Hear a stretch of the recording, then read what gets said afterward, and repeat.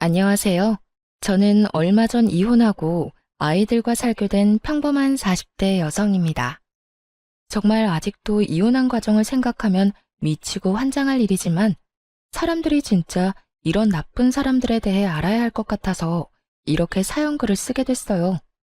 저와 남편은 정말 평범한 사람들이었고 평범하게 결혼을 하게 된 커플이었어요. 둘 다 평범한 월급쟁이였고 본가가 같은 동네라는 공통점 덕분에 더 빨리 친해졌죠. 정말로 모난 곳도 없고 시댁에 문제가 있는 것도 아니었어요. 친정도 시댁도 잘 사는 편은 아니었지만 둘 다 비슷했으니 그게 더 낫다고 생각했죠. 그런데 열 길 물속은 알아도 한 길 사람 속은 모른다잖아요. 시댁 사람들이 그런 사람들일 줄이야 상상도 못했죠. 처음으로 이상하다는 것을 느낀 것은 결혼 4년 차였을 때예요. 남편이 휴가를 앞두고 있던 여름에 몸을 만들겠다며 8kg짜리 아령을 들고 운동하다가 발가락에 아령을 떨어뜨려서 발가락 골절을 입게 됐어요. 불행인지 다행인지 엄지발가락은 다치지 않았지만 나머지 3, 4, 5번 발가락이 부서졌어요. 발가락 뼈뿐만이 아니라 발등뼈도 문제가 생겨서 결국 수술을 해야 했고 핀도 박아야 했죠. 한마디로 대공사였어요. 나오는 병원비와 수술비는 그때그때 생활비에서 냈고요. 실비보험을 제가 내고 있었으니 당연히 실비보험에서 돈이 나올 거라고 생각했거든요. 그런데 수술비가 생각보다 많이 나와서 생활비가 좀 모자라더군요. 여보, 얼마 전에 보험 청구하지 않았어? 진단금이랑 수술비 그거 나왔으면 나한테 줘야 해? 우리 지금 생활비 너무 모자라. 그거? 일단 신청은 해놨는데 한번 알아볼게. 조금만 기다려줘. 그런데 생활비 많이 모자라? 응, 이번 달 초에 당신이 교육 듣는다고 40만 원 가져갔잖아. 그것 때문에 좀 힘들어. 저와 남편은 통장을 합친 건 아니었어요. 결혼하면서 오랫동안 몰던 중고차를 팔고 새로운 차를 사느라 대출을 받았고 집을 구매하면서 또 대출을 받았죠. 남편 앞으로 150만 원 넘게 대출금이 들어가고 있는 실정이라 필연적으로 제가 생활비를 부담하고 있었거든요. 그러다 보니 이런 식으로 돈이 나가면 제 월급에서 돈을 더 써야 하는 일이 생겼던 거죠. 그날의 대화는 대수롭지 않게 넘어갔어요. 그런데 수술한 지 2주가 넘어가는데도 보험금이 나오지 않더군요. 퇴원 시에는 입원비 관련한 보험금이 나와야 하는데 말이죠. 답답한 마음에 남편에게 먼저 말을 꺼냈어요. 혹시 보험 어떻게 됐어? 혹시 결격 사유라도 있었던 거야? 그런 건 아니고, 그런데 병원비 많이 나왔어? 우리가 모아놓은 돈에서 좀 빼서 쓰면 안 될까? 그 돈으로 써도 상관은 없는데, 그래도 보험이 왜 안 나오는지는 알아야 할 거 아니야. 당신 보험이 생활비에서 나가는데 도움이 안 될 것 같으면 없애는 게 맞고, 더 좋은 데로 갈아타면 되니까. 그렇게 말하면서 남편을 봤는데, 남편은 곤란한 얼굴을 하고 있더라고요. 거기에서 뭔가 있는 것 같다는 생각이 들었어요. 남편이 원래 손해보는 걸 싫어했거든요. 계산을 꼼꼼하게 잘하고 관리도 잘하는 사람인데 보험 하나 가지고 저런 곤란한 얼굴을 하는 건 중간에 문제가 있다는 이야기잖아요. 그래서 남편을 추궁했어요. 보험 약관 한번 보여줘. 문제가 뭔지 내가 찾을 테니까. 여보, 그냥 이번 한 번만 넘어가면 안 될까? 나도 말하기 좀 그래서 그래. 도대체 뭐 때문에 이렇게 당신이 저 자세로 나와? 다음에도 이런 일 없으리란 보장 없잖아. 그러면 그때마다 생활비 뭉텅이로 날아가는 거고. 그럼 보험은 왜 넣어? 빨리 보여줘. 남편이 아무것도 안 하고 지켜만 보길래 저는 답답한 마음에 중요한 서류를 넣어두는 서랍부터 열어댔어요. 그리고 제가 원하던 서류를 찾았죠. 그런데 남편 실비의 피보험자가 남편이고 계약자, 즉 계약을 체결한 사람이 시모로 되어 있더군요. 게다가 수익자도 시모였어요. 저는 설마 하는 마음으로 남편을 쳐다봤어요. 남편이 고개를 푹 숙이더군요. 설마 어머님이 청구 금액 다 가져간 거야? 당신 이거 처음부터 알고 있었어? 음, 그거 나 사회생활 시작할 때 엄마가 아는 사람 통해서 받아준 거거든. 그래서 결혼 전까지 엄마가 돈 내주고 있어서 일단 엄마가 계약한 거기도 하고 나도 별 생각 없었지. 남편 말에 제가 답답한 듯 남편에게 따졌어요. 결혼 전이야. 어머님이 돈 내셨다 하니 보험금 나온 걸 드린다는 게 잘못됐다거나 나쁘다고는 생각 안 해. 그렇지만 결혼 후에도 어머님이 그걸 가져가신다는 걸 알았으면 이 보험을 어떻게 고칠 생각을 해야지. 돈은 우리 생활비에서 나가는데 혜택을 우리가 못 받는 건 문제가 있는 거잖아. 그렇긴 한데 엄마한테 이야기하는 것도 좀 그렇고 이번만 그냥 넘어가면 다음에는 이야기 한번 해볼 테니까. 분란을 피하고 싶은 건지 남편은 계속 다음에 하자고 미루더군요. 저는 그럴 생각이 없었어요. 수술비에 입원비까지 보험에서 다 나올 거라 생각하고 편하게 돈을 써댔는데 그 여파로 지금 당장 생활비가 모자라게 생겼으니까요. 어머님한테 가서 이야기하자. 이건 나중에 해야 할 일이 아니라고. 나중에 또 문제 생기면 어떡할 거야? 여보, 그러지 말고. 말리는 남편을 이끌고 시댁으로 갔어요. 시모가 뜬금없이 찾아온 저희 부부를 보고 묻더라고요. 무슨 일로 이런 시간에 찾아와? 연락도 없이. 어머님, 이 사람 보험 청구한 금액 어머님이 다 가져가신 거 사실이에요? 제 말에 시모가 눈을 새초롬하게 뜨더니 딴짓을 하며 말하더군요. 내가 그 보험 들어준 계약자니까 당연히 나한테 돈이 다 들어오지. 내가 들어준 거 아니냐? 아들이 피보험자고 내가 계약자니까. 어머님, 그럼 보험을 넣으신 이유는 뭐예요? 보험을 왜 넣다니? 당연히 아플 때 도움되라고 넣었지. 지금 그걸 어머님이 가져가시는 바람에 도움이 하나도 안 되고 있어요. 저희 생활비 펑크 났거든요. 그리고 아픈 사람은 남편인데 왜 남편한테는 도움 하나도 안 되고 어머님한테 돈이 들어가는 건지 솔직히 이해가 안 돼요. 계약을 그렇게 했는데 그럼 어쩌냐? 너 설마 그 돈 때문에 여기 와서 나 잡는 거니? 잡는 게 아니라 확실하게 하고 넘어가려고요. 솔직히 이제 그 보험비도 저희가 받아와서 내는데 왜 어머님이 그 돈을 가져가는지 모르겠네요. 청구 금액 돌려주실 거죠? 내가 그 돈을 왜 줘야 하는지 모르겠구나. 엄연히 그런 보험이야. 내가 아들 보험 들어주면서 그 정도도 못하니? 아니 꼬면 내가 아들 키워준 대가라고 생각해. 어이없는 말을 들으니 답답하기만 하더군요. 저는 찍소리도 못하고 가만히 있던 남편을 불렀어요. 여보, 당신은 어떻게 하고 싶어? 이렇게 앞으로 병원비 보험 지원도 안 받으면서 생돈으로 다 낼 생각이야? 그건 아니지만. 남편은 정말 답답하게도 저와 시모 사이 눈치만 보더군요. 하긴 자기 입으로 무슨 말을 하겠어요? 결혼 전에는 시모가, 결혼 후에는 제가 내줘서 본인이 돈 낸 적은 한 번도 없으니 말이죠. 남편에게 말해서 안 될 것 같아서 시모에게 단도직입적으로 말했어요. 그러면 계약자를 남편 이름으로 변경해주세요. 수익자도 당연히 남편으로 해주고요. 남편이 애도 아니고 자기 결정권 없는 사람도 아닌데 굳이 계약자 피보험자 나눌 필요 없잖아요. 그리고 무엇보다 돈을 우리가 내고 있으니까요. 내가 왜 그렇게 해줘야 해? 너희 참 이상하구나. 그럼 여태껏 내가 낸 돈은 어쩌라는 말이니? 지금 이 상황에서 이상한 건 어머님이시죠. 설마 아들 아픈 걸로 용돈벌이 하시려는 건 아니죠? 제 발언이 조금 강했던 건지 시모 얼굴이 완전 황당하다는 듯 벌겋게 달아오르더군요. 무슨 말을? 이 상황이 딱 그거잖아요.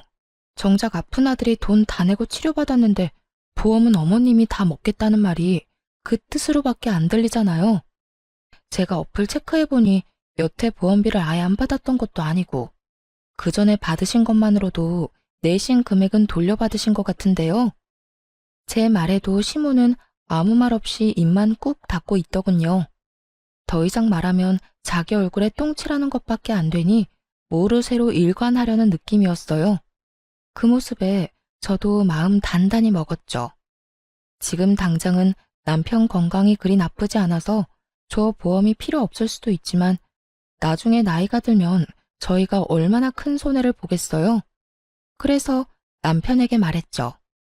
어머님은 계약자 수령인 바꿀 생각 없으신가 보네. 그럼 어쩔 수 없지. 퇴원하고 당분간은 시댁에서 지내. 당신 다리 다 나아서 목발 없이 다닐 수 있을 정도 되면 그때 집으로 와. 그 전에는 집에 돌아올 생각 말고. 여보, 그게 무슨 소리야? 무슨 소리긴. 어머님이 보험금 다 가져가신다잖아. 나는 생활비로 병원비, 보험비 다 내고도 보험금 못 받는 사람 됐으니 당신 수발까지 못 든다는 말이야. 어머님이 그 큰 돈 다 가져가셨으니 어머님이 알아서 당신 간병해 주시겠지. 나는 돈 날리고 무보수 노동까지는 못해. 게다가 당신 집에 있으면 돈만 더 나가고. 어머님이 받아가신 돈만큼 여기서 신세지다가 와. 어머님도 고생하세요. 이 사람 아직 해야 할 거 많아서 도와주셔야 할 거예요. 그렇게 말하며 제가 주섬주섬 제 물건을 챙기자 시모의 꾹 닫힌 입이 다급히 열리더군요. 너 그게 무슨 소리야? 내가 왜 아들 병간호를 해? 제 말 못 들으셨어요? 어머님이 받아가신 돈만큼 고생하시라는 말이에요. 계약자 변경 안 해주신다니 어쩔 수 없죠. 앞으로 남편 아프면 시댁으로 보내드릴게요. 안 아프면 좋지만 나이 들수록 아플 일만 남은 거 아시죠? 여보, 진짜 나 놔두고 가는 거야? 잠깐만. 이건 당신 책임도 있는 거 알지? 미리 이야기하고 어떻게든 했어야 하는 건 당신이지. 알아서 어머님 설득시켜서 돌려놓거나 아예 안 먹힐 것 같으면 보험 해지해. 나는 그 돈 계속 내줄 생각 없으니까 잘 해결하고 와. 그렇게 이야기하고 나와버렸죠. 솔직히 진짜 화났거든요. 그런 이야기를 저한테는 해야 하는 거 아닌가요? 그래도 안 보이니 속은 좀 편하더라고요. 남편이 오른쪽 발을 다치는 바람에 아침에 누가 운전해주지 않으면 직장에도 못 가고 병원도 못 가는 상황이었거든요. 생활비는 제가 가지고 있으니 택시는 못 탈 거고 매일 아침 저녁으로 시모가 남편 직장 병원까지 왔다 갔다 해야 할 판이었죠. 그리고 저는 남편이 시댁에 가 있는 동안 돈 한 푼 안 줬거든요. 돈 받아간 사람은 따로 있는데 제가 돈을 줄 이유가 없잖아요. 그렇게 일주일을 버티더니 결국 시모가 남편을 돌려보냈더군요. 변경된 보험 계약과 함께 말이죠. 저는 원하는 걸 얻었고 남편도 자기 보험 자기가 찾아왔죠.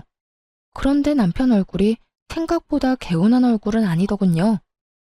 왜 그런 표정이야? 이제 당신 아파도 걱정할 거 없는데. 그렇지.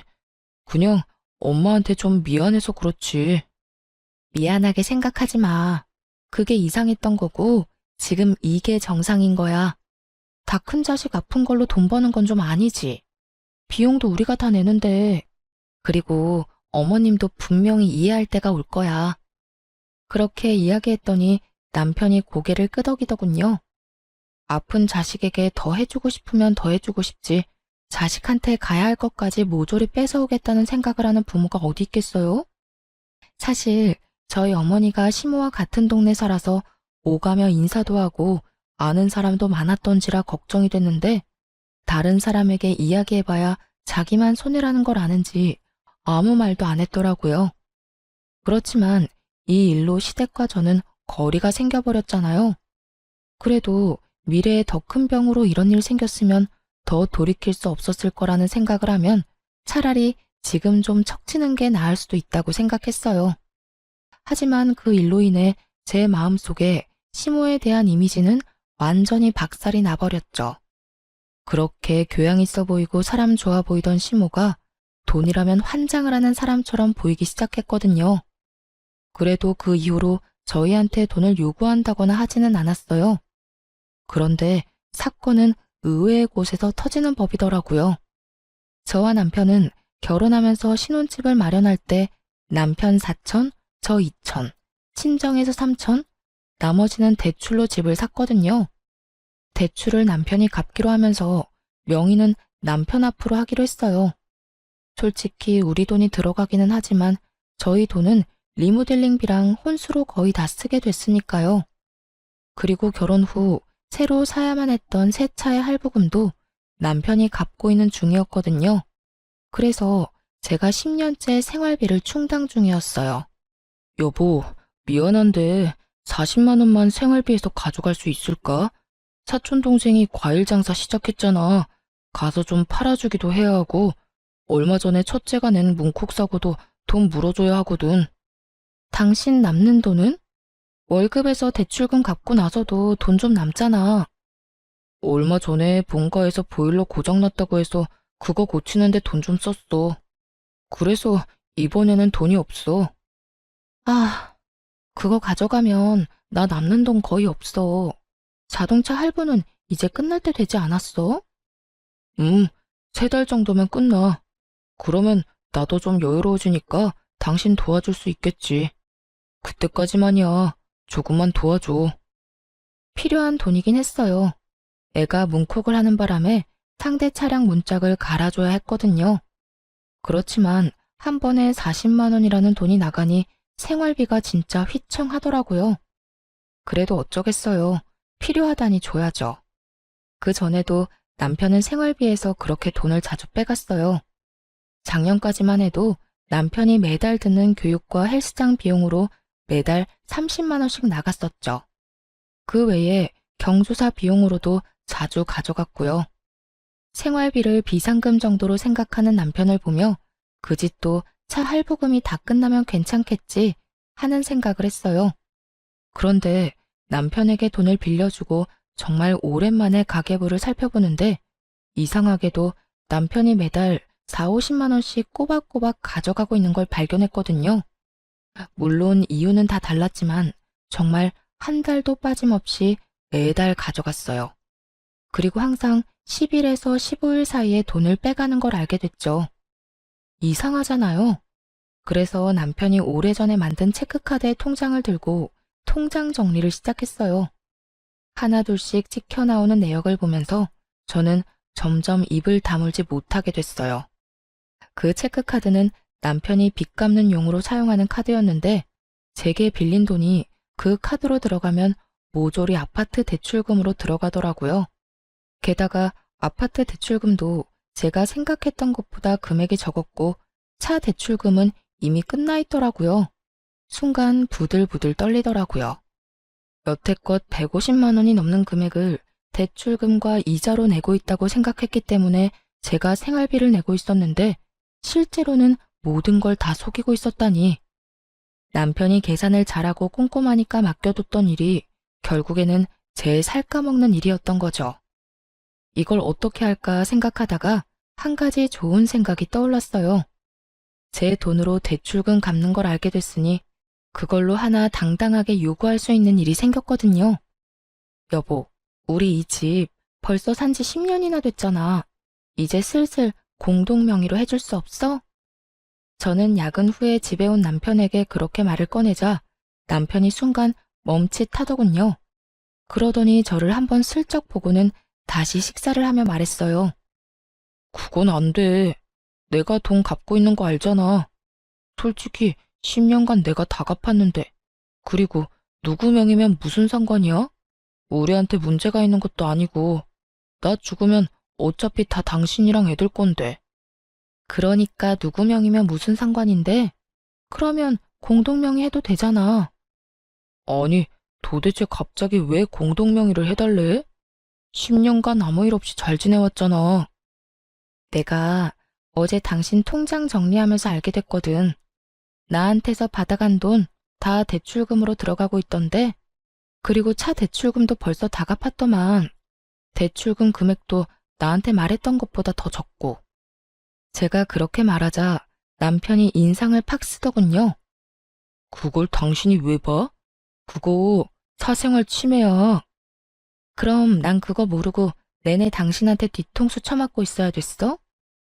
당신 진짜 어이없다. 내 돈으로 생활비하고 대출금까지 갚았으면 당연히 내가 원하는 것 정도는 해줘야 하는 거 아니야?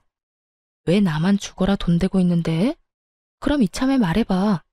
나한테 가져간 돈이랑 당신이 원래보다 부풀린 대출금 다 어디로 가져가는 건데? 제가 그렇게 이야기하자 남편도 아무 말 못하더군요. 솔직히 공동명의를 안 해주는 이유를 모르겠더라고요.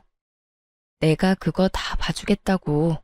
그러니까 공동명의 하나 해달라는 건데 그게 그렇게 힘들어? 막말로 내가 내 월급으로 내 용돈 썼어? 내 월급으로 생활비 하느라 모아놓은 돈도 많이 없는데 너는 나 몰래 뒷주머니 차고 있었잖아. 이 집에 기여하는 돈으로만 본다면 제가 남편보다 돈을 더 많이 내고 있었는데 말이죠. 남편의 저런 모습을 보니 저도 부글거렸어요. 그래도 해주겠다는 말은 절대로 안 하는 남편을 보며 저도 마음을 굳게 먹고 말했죠. 그래, 당신 맘대로 해. 대신 당신은 생활비 쓰지 마. 집에 있는 전기, 난방도 쓰지 말고 그것도 내 생활비로 내잖아. 아, 제발 좀 이런 식으로 유치하게 굴지 마. 먼저 치사하게 군 게 누군데? 너 하는 행동이 괘씸해서라도 나 너 용서 못해. 당분간 당신한테는 절대로 생활비 안 줄 거니까 알아서 해. 그 뒤로 정말 남편에게 1원 한 푼 안 줬어요. 난방이랑 전기도 못하게 막아버렸고 냉장고에 음식도 못 먹도록 아이들 음식도 단품 요리로 만들어서 바로 먹어버렸어요. 밥도 딱 애들이랑 저 먹을 만큼만 만들어서 먹고요. 식재료만으로는 만들어 먹을 수 없으니 남편은 며칠간 라면만 먹더군요. 그렇게 치사하고 깐깐하게 군이 한 3개월이 지나자 남편이 저에게 항복의 메시지를 보냈어요. 미안해. 내가 사과할게. 그러니까 이제 제발 그만해. 시켜 먹는 것도 하루 이틀이고 아침 거르는 것도 익숙하지 않은 사람에게는 더 힘든 법이거든요. 결국 그걸 견디지 못한 남편이 저에게 먼저 사과를 하게 된 거죠. 미안하면 공동명의나 해줘. 솔직히 나도 이렇게 치사하게 굴기 싫거든. 근데 여태껏 들어간 내 돈이 아까워서라도 그러면 안 되는 거잖아. 그리고 결혼할 때 언젠가는 공동명의 해준다고 했잖아. 그 말 지금 지킨다고 생각해. 10년간 나한테 돈 부풀리고 가져갔으면 이 정도 요구가 그렇게 큰 건 아니잖아. 그치? 제 말에 남편이 한숨을 푹 쉬더니 그러더군요. 알았어. 공동명의 해줄게. 저는 기분이 너무 좋았어요. 그렇지만 너무 티내지 않으려고 노력했죠. 사실 결혼 초에는 공동명의는 해도 안 해도 그만이라는 생각을 하고 있었는데 결혼 10년 차 되니 제 재산을 가지고 싶다는 생각이 들었거든요. 게다가 제가 돈을 안 버는 것도 아니고 그걸로 집에 생활비로 다 쓰는데 제 앞으로 된 재산이 아무것도 없다는 것도 좀 싫었고요. 그래서 남편이 공동명의 해줄 날만 기다리고 있었죠. 그런데 그 다음날 시모가 저희 집에 찾아왔더군요. 너 이게 도대체 뭐 하는 짓이니? 네가 뭔데 공동명의를 요구해? 네가 한 게 뭐가 있는데 내 자식 재산을 넘봐? 어이가 없었어요. 다짜고짜 와서 저한테 이런 막말을 하다니. 남편은 그런 시모를 말리려 애쓰더라고요. 놔봐. 넌 바보 등신이야? 어떻게 된 게 네 손 안에 들어온 것도 못 지켜서 이 난리야? 시모의 그 말에 저도 빈정이 확 상해버렸어요. 솔직히 왜 제가 저런 소리를 들어야 하는지 모르겠더라고요. 그래서 저도 시모에게 이야기했죠. 어머님, 남편이 그간 저한테 가져간 돈이 얼만지 아세요? 그리고 남편이 그간 대출금 부풀려서 이야기해서 생활비 지원조차 안 하고 뒷주머니 찬 게 얼만지는 알고 그런 말씀 하시는 거예요? 그게 무슨 소리야? 집값 낸 사람이 집주인이지. 그러니까요. 그 집 대출금도 제 돈 가져가서 냈던데 그것도 모르고 지금 여기 와서 저한테 이러시는 거예요? 뭐? 그게 무슨 소리야? 시모가 처음 듣는 내용인 듯 남편을 쳐다보더군요. 남편이 한숨을 푹 쉬고는 시모에게 말했어요. 제가 와이프 생활비로 대출금을 좀 냈어요. 얼마를? 한 달에 4, 50만 원 정도요. 올랑. 화내려는 시모 앞에 제가 한마디 더 붙였어요. 매달려 10년간. 그래도 그렇지. 4, 50만 원은 내줘도 되지. 제가 생활비로 150, 200 정도 이미 내는데도요. 생활비도 네가 내냐? 넌 생활비 안 줘? 네. 남편 말에 시모가 눈을 질끈 감더군요. 제가 이 집과 생활 유지에 돈을 더 많이 내는데 그거 요구하는 게 과한 일인가요? 나는 모르겠다. 니들이 알아서 해라. 시모는 무슨 말이 하고 싶어서 왔는지는 모르겠지만 그 말만 남기고 후다닥 사라졌어요. 분명히 아들 편을 들며 저를 혼내주고 싶었던 모양인데 어쩌겠어요. 사실로 따지면 제가 그 집을 가져도 모자란 것을. 그리고 솔직히 애초에 리모델링 비용까지 하면 오로지 남편 거라고 하는 것도 웃기잖아요. 그렇게 남편은 조만간 공동명의 해주겠다고 약속까지 했어요. 기분이 좋았지만 그 기분도 금방 가라앉았어요. 남편 때문이 아니라 친정 사정 때문에요. 저희 친정어머니가 지병으로 몇 년을 앓고 계셨는데 당장 수술이 필요한 상황이었거든요. 게다가 저는 생활비 쓰느라 돈 모아놓은 것도 많지 않았고요. 남편과 함께 모아둔 돈은 더 큰 집으로 가거나 애들 교육에 쓸 목적으로 모은 거였거든요. 제가 남편에게 슬쩍 물었죠. 여보, 우리 모으고 있는 돈 좀 빌려줄 수 있어? 우리 엄마 이제 곧 이식 수술인데 수술비가 너무 많이 들어서. 장모님 이식 수술 잡혔어? 그런데 어쩌지? 그 돈 지금 빼면 더 손해야. 이때껏 모아놓은 돈은 다 더 부풀리려고 각종 펀드랑 주식에 넣어놨잖아. 지금 팔면 원금도 보전 못해. 남편이 난색을 표하며 안 된다고 하더군요. 그거 말고 지금 모으고 있는 돈들은 그냥 적금만 깨면 되니까 괜찮잖아. 그래도 그건 우리 집에 문제 생기면 사용할 비상금이잖아. 그걸 장모님 수술비로 주는 건 좀... 처남은? 처남은 돈 없대? 걔 이제 막 결혼했는데 무슨 돈이 있겠어? 그러지 말고 좀 빌려줘. 엄마 수술하고 나면 조금이라도 갚아줄 테니까. 안 된다니까 왜 이래? 그 돈은 안 쓸 거야. 단호한 남편 답변에 속이 확 상했어요. 설마 제가 공동명의를 해달라고 했다고 그걸 이런 식으로 갚나 싶은 생각까지 들 정도였죠.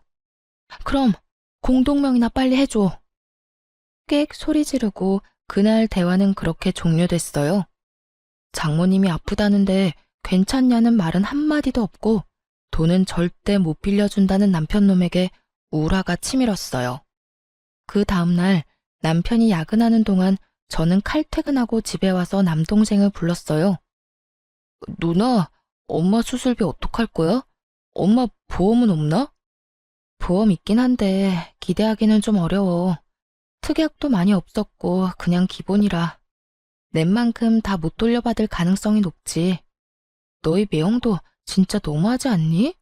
어떻게 장모님 아프다는데 돈 절대로 못 빌려준다고 그렇게 선을 긋고. 너무 그렇게 생각하지 마. 매형도 생각이 다 있겠지.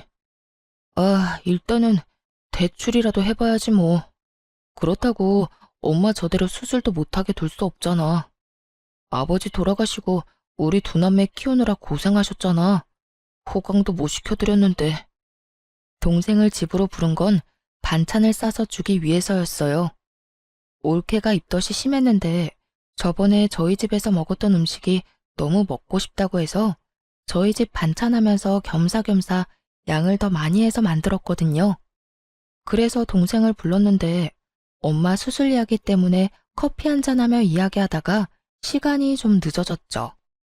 남편은 아직 들어오지 않고 있어서 이만 동생을 보낼 생각이었어요.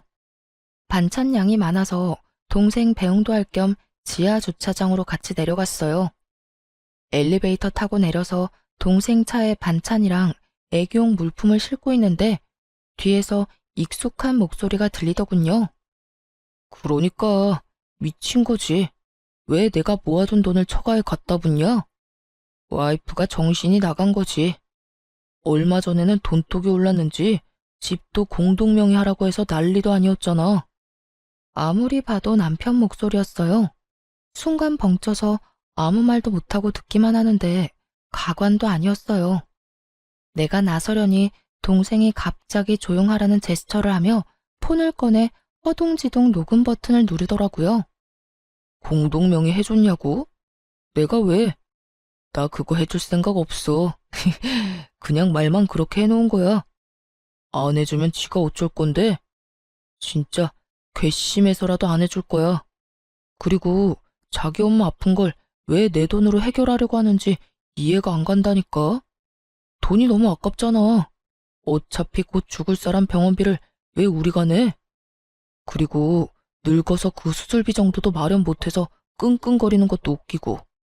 여하튼 처가 식구들 진짜 완전 비호감이야. 이야기를 듣는데 귀가 썩는 기분이 들더라고요.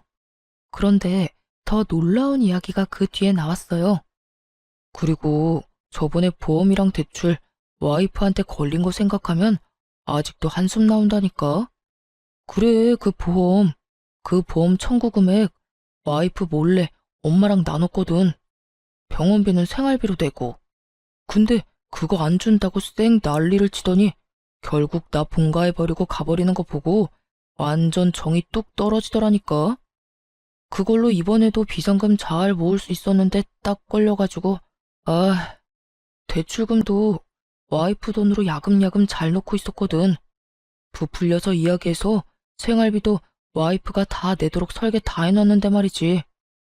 이번에 걸리는 바람에 다음 달부터 와이프가 돈 달라고 할까봐 그게 걱정이야. 누구랑 무슨 통화를 하고 있는지는 모르겠지만 제 속내를 그대로 드러내는 남편놈 목소리를 들으며 진짜 하늘이 무너지는 기분이었어요. 처음부터 제 돈으로 자기들 배를 열심히 채우고 있었더라고요. 완전 열이 받을 대로 받은 저는 씩씩대며 주변을 살폈어요. 남편은 제가 지하 주차장에 있을 거라는 생각도 못하고 통화 끝나고 올라가려고 통화를 이어가고 있더군요. 저는 올케한테 챙겨주려던 겉절이 김치의 뚜껑을 열어서 남편에게 다가갔어요. 낄낄대며 발끝을 벽에 툭툭 차고 있던 남편놈 얼굴에 겉절이를 확 부었죠. 으이씨, 뭐야? 겉절이 맞은 남편놈이 얼굴을 들어 인상을 쓰더군요. 그리고 그 앞에는 그 인상보다 더 더러운 표정의 제가 있었죠. 야, 너 우리 엄마 수술비 안 빌려준다던 게 돈이 아까워서 그런 거였어? 어? 말해봐. 통화할 때는 말만 잘하더니 왜 꿀먹은 벙어리야? 저는 남편놈 멱살을 쥐면서 남편을 추궁했어요. 그랬더니 동생이 급히 저를 뒤에서 말리더군요. 누나, 참아. 이렇게 화낸다고 될 일 아니잖아. 누나가 일단 참아. 아이씨, 더 이상 나 열받게 하지 마. 지금 이 상황도 짜증내기 일보 직전이니까. 방구 낀 놈이 성질낸다고 딱 그거였어요. 지금 네가 짜증이 나? 그래, 내고 오늘 너 죽고 나 죽자, 어? 열받은 제가 또 달려들자 동생이 말렸어요. 너 이대로 나 안 넘어가? 이혼해. 당장 이혼하자고. 이딴 식으로 너한테 돈 한 푼이라도 더 주면 내가 등신이고 바보 천치지. 누가 그런다고 겁낼 줄 알아? 이혼? 그래, 해. 하면 되지 왜 못하겠어? 보나마나 내가 더 유리하다고. 진짜 미치고 환장하겠더라고요. 자기가 뭐라고 저렇게 당당한지. 저는 이 악물고 이혼 소송에 들어갔어요. 엄마가 아픈데 저놈 얼굴까지 보고 있다간 속에 천불이 날 것 같았거든요. 소송 진행 중에 엄마 이식 수술 날짜가 잡혔어요. 엄마한테는 이혼한다는 말 안 했거든요. 괜히 걱정하고 스트레스만 받으실까 봐요. 수술 다 끝나면 이야기할 생각이었죠. 수술 며칠 전 엄마가 저랑 동생 불러서 그러더군요. 혹시라도 수술 잘못되거나 문제 생기면 엄마 폰 안에 사진 첩봐. 엄마가 거기에 너희들한테 조금이라도 물려주려고 모아둔 것들 사진 찍어놨어. 비밀번호도 거기 같이 있고 사망보험금도 얼마 전에 물어보니 꽤 많이 나올 것 같고 모아둔 돈이랑 엄마 살던 집 내 앞으로 된 시골 땅 팔면 너희 앞으로 3억씩은 돌아갈 거야. 그리고 수술비도 걱정하지 말고 무조건 그 통장에 있는 돈 써. 알았지? 동생과 저는 깜짝 놀랐어요.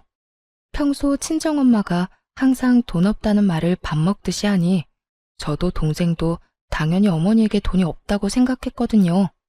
그런데 이렇게 알뜰살뜰 모아놨을 줄은 상상도 못했죠. 이제 수술만 잘 되면 된다고 생각하고 있었는데 수술 도중에 어머니가 돌아가셨어요. 면역력이 너무 약해져 있어서 수술을 견디질 못한 것 같더라고요. 정말 너무 슬퍼서 동생과 한참을 울고 장례식도 어떻게 치르는지도 모르게 병원에 있던 장례식장에서 나온 분이 하라는 대로 예예 하며 전혀 실감도 못하고 있었어요. 그런데 장례식을 하는 이틀날 이혼 소송 중인 남편과 시모가 장례식장에 찾아왔더라고요. 슬픔이 분노로 바뀌는데 1분도 안 걸렸어요. 그래도 입술을 꽉 깨물며 어머니 가시는 길에 분란 안 일으키려고 조심하고 있었는데 남편 놈이 어머니 영정 앞에서 울고불고 곡소리를 내며 대성통곡을 하는 거예요. 동생과 저는 벙쪘죠. 저 인간들이 왜 저러나 싶었거든요. 남편이 저한테 오더니 제 손을 잡으며 갑자기 뜬금없는 소리를 하더라고요. 여보, 많이 힘들지? 다 괜찮아. 내가 곁에 있잖아. 저는 처음에 제가 잘못 들은 줄 알았어요. 지가 왜 날 걱정해요? 치열하게 한 푼도 안 뺏기려고 이혼 소송 중인데 갑자기 와서 챙기는 척? 착한 척? 환장하고 기가 차서 제가 물었죠. 이게 뭐 하는 짓이야? 당신이 여길 왜 와? 여기 와서 눈물 흘릴 자격도 없는 놈이? 저의 차가운 말에도 남편 놈이 제 손을 꼭 붙잡더니 그러더군요. 많이 속상했지? 내가 다 미안해. 이렇게 장모님 잃고 나니 당신이 얼마나 소중한지 깨달았어. 그러니까 우리 이혼은 없던 걸로 하고 다시 잘 살아보자. 점점 더 기괴해지는 남편놈 행동에 저는 이 인간의 의중을 알 수 없어서 궁금증만 생길 뿐이었어요. 다시 잘 살아? 당신이랑 내가 왜? 나한테 한 푼도 주기 싫어서 이혼 소송도 그렇게 지랄맞게 하고 있으면서? 그래, 당신 입장에서는 그렇게 생각할 수 있지. 하지만 다 당신을 위해서였어. 그리고 당신이 원하면 다시 재결합하면 바로 집도 공동명의로 해줄게. 그거 당신이 원했잖아. 남편놈 말에 미치고 팔짝 뛰겠더라고요. 갑자기 재결합 이야기를 왜 하냐고요? 근데 그 의문을 해결해줄 사람이 금방 다가오더라고요. 시모와 어머니의 친구분이셨어요. 어머니 친구분은 보험 설계사로 일했었고 지금은 일을 그만두셨는데 이분이 저희 어머니와 시모 두 사람을 다 알고 있었거든요. 아휴, 그래. 저번에 사망보험금 얼마 나오는지 알려달라고 전화했을 때도 너희 이혼 전혀 모르고 있었어. 그리고 네 시어머니도 둘이 진짜로 헤어질 생각 없어서 네 어머니한테 말 안 한 거라고 하던데 둘이 잘 돼서 어머니 모시면 얼마나 좋아하겠어. 그 보험 설계사의 말을 들으니 이제 알겠더라고요. 이 인간들이 뭘 원했는지요. 엄마가 사망보험금 알아보러 전화한 후에 시모랑 보험 설계사가 통화한 게 틀림없어 보였어요. 보험 설계사가 엄마 재산에 대해 이야기했겠죠. 그러니 돈 때문에 지금 저한테 다시 재결합하자는 이야기였죠. 그리고 지금 이혼 소송이 남편에게 유리한 쪽으로 흘러가지는 않고 있었거든요. 남편은 제가 집값을 내지 않아서 재산 분할을 해줄 수 없다는 상황인데 제가 남편 계좌로 보내준 돈과 생활비에 쓴 돈까지 제가 쓴 금액이 더 많아서 남편 원하는 비율로 안 되고 있었거든요. 자기가 좋은 조건으로 승수할 수 없을 것 같으니 저를 회유하려는 것처럼 보였어요. 게다가 유산으로 돈이 많이 나온다니 그것도 노렸을 테고요. 제가 몰랐으면 몰랐지 남편과 시모의 행동과 생각을 모두 알고 있는데 이런 개수작을 부리다니. 제가 얼마나 만만하게 보였으면 이럴까 싶었어요. 그것도 보인이 된 저희 어머니 앞에서 아까워서 수술비 못 주겠다고 지 입으로 말하던 놈이 뭐가 그렇게 당당한지. 그런데 시모가 그때 제게 다가오더니 굉장히 슬픈 얼굴로 말하더라고요. 아가, 고생이 많다. 우리 애가 철이 없어서 이혼 이야기가 나왔다만 그래도 너희는 애를 낳고 산 부부잖니. 그리고 그렇게 큰 잘못으로 이혼하려는 것도 아니고 잠깐의 치기로 그럴 수 있으니 네가 이해하고 덮어주거라. 그 정도 흠은 살면서 아무것도 아니야. 뻔뻔하게 덮어주라는 말을 하다니. 시모도 남편만큼 뻔뻔하고 염치 없는 행동을 잘하더라고요. 그래서 저도 남편 놈과 시모 우라통 터지게 해주기로 했어요. 저는 남편 팔을 탁 쳐내고 말했어요. 내 대답을 들려줄게. 저는 그렇게 말하고 핸드폰을 꺼냈어요. 그리고 그 안에 저장된 녹음본을 틀었어요. 제일 큰 볼륨으로 말이죠. 여기 장례식장에 있는 모든 사람들이 들을 수 있도록. 그 녹음본은 동생이 그날 녹음한 거였죠. 자기 엄마 아픈 걸 왜 내 돈으로 해결하려고 하는지 이해가 안 간다니까. 돈이 너무 아깝잖아. 어차피 곧 죽을 사람 병원비를 왜 우리가 내? 그리고 늙어서 그 수술비 정도도 마련 못해서 끙끙거리는 것도 웃기고. 여하튼 처가 식구들 진짜 완전 비호감이야. 쩌렁쩌렁 남편 목소리가 흘러나오는데 사람들이 수군거리더군요. 하긴 그럴 수밖에 없죠. 여기 있는 손님들 중 엄마 손님과 시모의 지인이 겹치거든요. 기억상실증이라도 걸렸어? 네가 네 입으로 우리 엄마 수술비 안 준다고 했잖아. 그것도 돈 아깝다는 이유로. 그리고 그 돈이 온전히 네 돈이었어? 우리 둘이 같이 모은 돈이었지. 이게 내 대답이다. 알아듣겠어, 정신 나간 놈아? 이제 와서 재결합? 웃기고 있네. 왜? 엄마 죽고 나니까 이제 돈 나갈 거 없어 보이니 나하고 재결합할 생각이었어? 근데 어쩌냐? 너 같은 인성의 남자랑 결혼한 게 내 인생 최악의 선택인데.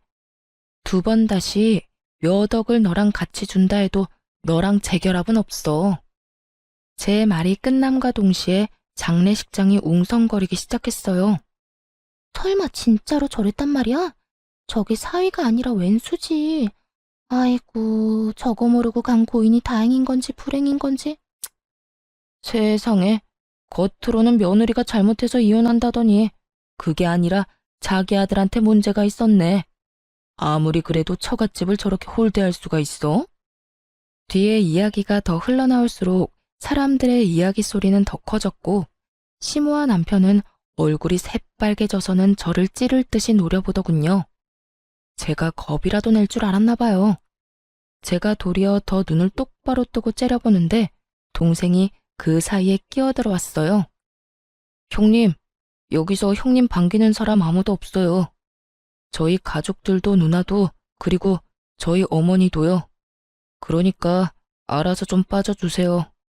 저렇게 조롱해놓고 저희 어머니 장례식에 오는 건 저희를 무시하는 건가요?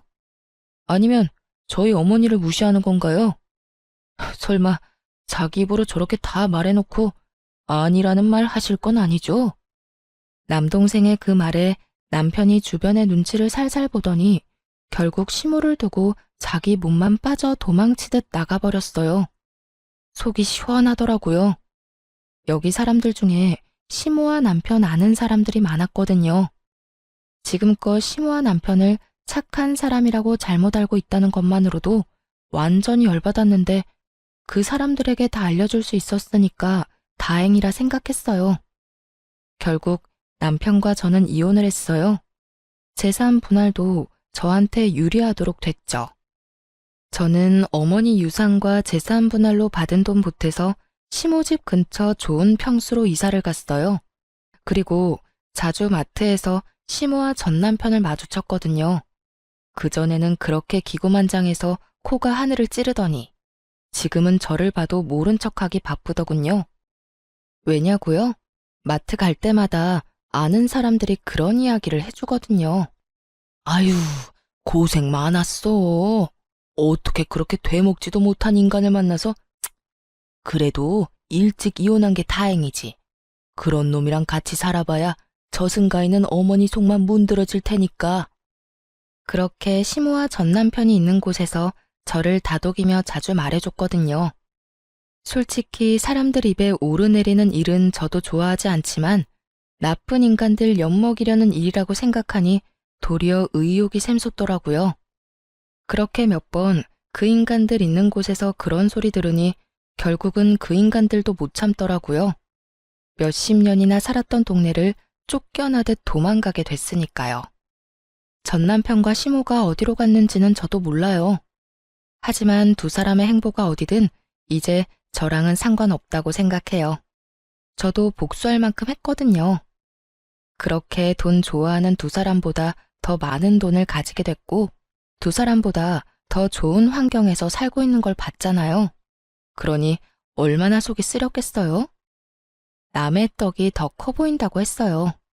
이혼 후에 제가 가진 것들이 참 먹음직스럽게 보인 만큼 자기가 한 선택도 여전히 후회할 가능성이 높았죠. 솔직하게 말해서 대출금을 부풀려서 저 모르게 돈을 모으고 시모와 돈을 나눠 갖고 제 돈으로 대출금을 냈던 일들은 어떻게 보면 제가 이해하고 넘어갈 수 있었던 일이었어요. 그리고 그걸 위해 공동 명의를 내세우기도 했고요. 그런데 아픈 장모에게 들어갈 돈이 아까워서 빌려주지 않았다는 건 참을 수 없는 일이었어요. 남편이 엄마 수술비를 빌려줬더라면 저는 엄마의 유산으로 남편에게 더 잘해줬을 거예요. 사람 마음이라는 게 힘들 때 도움 주는 사람에게 더 잘해주고 싶거든요. 하물며 가족이 걸린 일인데 제가 얼마나 극진히 남편을 대했겠어요? 그런데 꼴랑 그거 아까워서 자기가 가질 수 있었던 모든 걸 잃게 됐으니 옆에 있을수록 자괴감과 후회가 전 남편과 시모를 무척 괴롭혔을 거예요. 결국은 참다 못해 떠나긴 했지만요. 저는 그들이 사라진 곳에서 편하게 잘 지내고 있어요. 전 남편과 시모가 뭘 하는지 전혀 모르고 연락도 들은 적 없어요. 다만 한 가지는 정확하게 알죠. 여기로 두 번 다시 돌아오지 못할 거라는 거요. 알게 모르게 좁은 동네였거든요. 제 결혼은 그렇게 확실하게 끝이 났죠. 여러분, 들어보니 어떠세요? 정말 세상에 이상한 사람 많죠? 겉으로만 봐서는 모른다니까요. 저도 남편이 저런 놈인지 나중에 알게 됐으니까요. 저도 그 일 경험 삼아 사람 보는 눈을 더 기르려 노력 중이에요. 오늘 사연은 저런 인간들도 있다는 걸 알려드리고 싶어서 쓴 거예요. 제 사연 재미있게 읽어주셨다면 감사합니다.